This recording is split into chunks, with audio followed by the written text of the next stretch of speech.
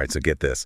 We're diving into Zen aesthetics today. You've given us some seriously interesting research on this, and honestly, I'm already hooked.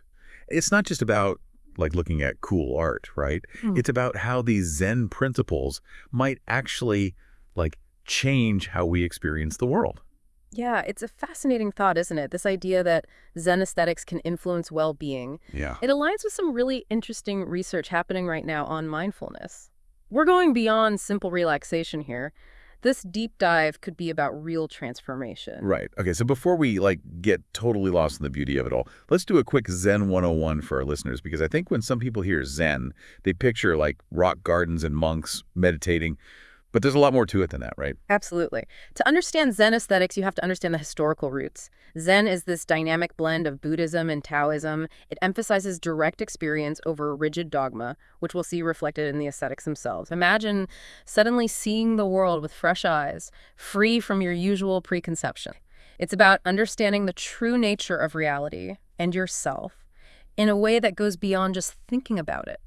So that's why Zen art is so often about capturing the essence of something, not just what it like looks like on the surface. Exactly. Like those incredible brushstrokes that somehow make you feel like you're at a waterfall, even though it's just ink on paper. Exactly. It's about evoking a direct experience in the viewer, not just showing them a picture. That's a really important distinction. It makes me think of how sometimes a single photo can make you feel something much deeper than a whole paragraph trying to describe it, you know? It's powerful stuff, and that's what we're going to be unpacking as we explore the 7 principles of Zen aesthetics. They offer a framework for mindful living that anyone can benefit from. A framework for mindful living. I like that. Okay, so are you ready to jump into those 7 principles? Absolutely. And keep in mind, while these principles are rooted in art, they're meant to be lived, not just observed. Each one is like a doorway to a deeper understanding of yourself and the world around you. What's the first principle, and what kind of hidden wisdom does Zen have for like living a more mindful and fulfilling life? First up, we have kanso, which means simplicity. All right, Kanso it is. Yeah. Let's unpack this idea of simplicity, Zen style. And I'm guessing this isn't just about decluttering your house. You got it. This is about clearing the clutter from your mind, too. That frog haiku we have in the research is a perfect example. The one by Basho, right? That's the one. It perfectly embodies kanso. The old pond. A frog jumps in the sound of the water. Basho strips away all unnecessary words, leaving only the purest essence of the experience. Which is, in a way, the heart of mindfulness, isn't it? Paying attention to the present moment without all the mental noise. It's like that quote from the research, stripping away deceit to get to the essence of things. Exactly. And this idea of simplicity as a pathway to well-being, that's not just a Zen thing. Modern research actually shows that people who simplify their lives, those who can let go of the need for constant consumption and status seeking, they tend to be happier and more content. Less stuff, less stress, right? You can get behind that. Okay, so that's Kanso simplicity. What's next on our Zen aesthetics adventure? Next, we're diving into fukinsei, which means asymmetry or irregularity. This one feels particularly relevant these days, right?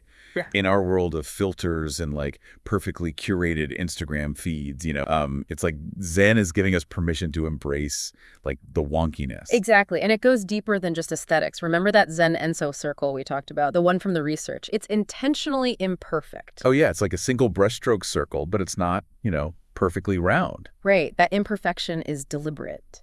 It reflects the Zen idea that true beauty lies in embracing imperfection. Like life itself is asymmetrical, constantly changing, and full of surprises. Which, when you think about it, is way more interesting than striving for some impossible standard of perfection. Totally. Speaking of impossible standards, the research actually connects fukinsei to self-compassion. Yeah. Right? It's like, if we can find beauty in the imperfections of a Zen garden, maybe we can be a bit kinder to ourselves too, right? I love that connection. It's about accepting those parts of ourselves that we might consider flaws and recognizing that they are part of what makes us unique. And, this idea ties into modern therapy too. Acceptance and commitment therapy, ACT, emphasizes accepting our flaws and working with them rather than fighting against them. Which, yeah, makes a lot of sense because fighting reality is usually a losing battle. Okay, fukinsei, embracing the beautifully imperfect. I like it. Speaking of embracing the unexpected, that kind of leads us to our next principle, Koko. This one's a little harder to wrap my head around, but it's about finding beauty in things that are well past their prime. Think of it like this. Koko is about austere sublimity. It's that beauty that comes with age and use. Like imagine a rustic teacup, all chipped and worn, but it's beautiful because it's been part of so many shared moments. Or an old temple with weathered beams and cracked paint. It's still standing, still beautiful, because it's a testament to time and resilience. So instead of seeing something as old and worn out, you're appreciating the story it tells. Exactly. It's a whole different way of seeing things. It's like we're so used to equating beauty with newness. Right. We want everything to be shiny and perfect. But Coco challenges that. It says, hey, there's beauty in the impermanence, in the way things change and evolve over time. And that impermanence is a big part of Buddhist teachings, right? Absolutely. It's a core concept. And the research even talks about kintsugi, that incredible art of repairing broken pottery with gold. Ah, kintsugi. What a beautiful metaphor for healing and resilience. Instead of hiding the cracks, you highlight them, making them part of the object's history and beauty. It's like saying, yes, I've been broken, but that's part of what makes me whole. It's like a physical manifestation of Coco, and honestly, an incredible life lesson.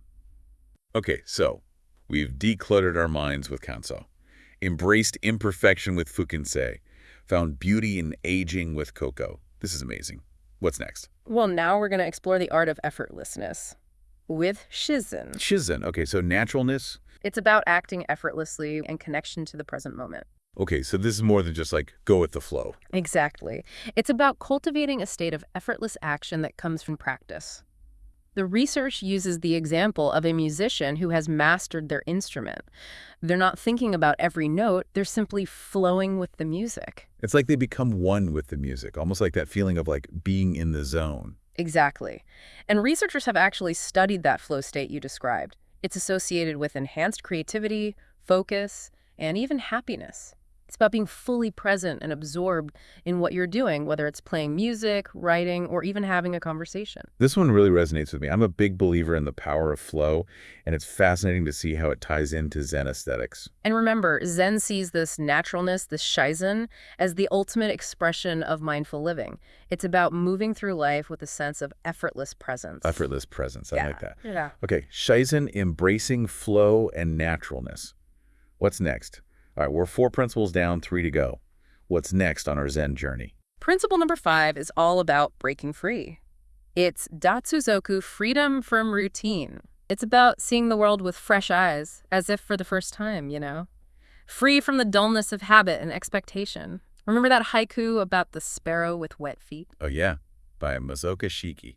I love that one. It's so simple yet so vivid. Exactly. Shiki captures that moment with such clarity and freshness. It's like we're seeing that sparrow through his eyes. That's Datsuzoku in action, that childlike wonder and openness to experience. And isn't that really what mindfulness is all about? Paying attention to the present moment without all the baggage of our preconceived notions and judgments. It's like that beginner's mind idea they talk about in Zen. Precisely. Datsuzoku is the essence of mindfulness, approaching each moment with curiosity and openness as if it were completely new. Which, let's be real, is easier said than done in our busy, routine-driven lives, right? Yeah. But I do love the idea of cultivating that sense of fresh perspective. It is a practice, for sure, but the rewards are definitely there. Okay, ready for principle number 6? Hit me with it. This one is Seichaku stillness or tranquility. Ah, finally. A moment of peace. It's not just any peace, though. Seichaku is about a deep, abiding sense of inner calm that you can actually cultivate even in the middle of chaos. Remember those elaborate Japanese tea ceremonies we talked about? Yes, the Chedo. Yeah. They're so carefully orchestrated, with every detail designed to create a sense of tranquility and presence.